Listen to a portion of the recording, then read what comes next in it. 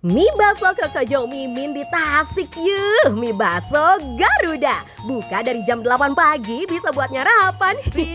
Yamin asinnya juara coy. Gurih-gurih wanginya bikin nagih. Iya mah.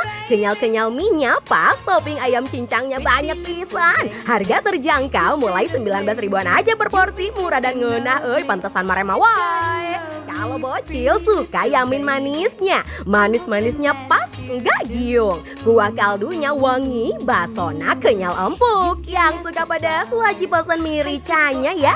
Daging ricanya pedas mantap. Salah satu mie rica paling ngeunah satasik jos pisan. Ada pilihan menu bihun juga nih, porsinya banyak bikin wareg. Bihunnya lembut, tambahin sambal bawang dan cengek makin nikmat weh. Toppingnya ada bakso polos, bakso urat, bakso tahu juga pangsit rebus. Bakso tahunya wangi, semuanya enak-enak Jangan lupa cobain bakso gorengnya, dijamin dodoyeun. Dimakan anget-anget krenyes wanginya Pangsit gorengnya juga kriuk dan asik banget buat cemilan. Oh iya, di sini kalian juga bisa jajan bakso tahunya. Siomay dan bakso tahunya enak, berasa wangi dagingnya.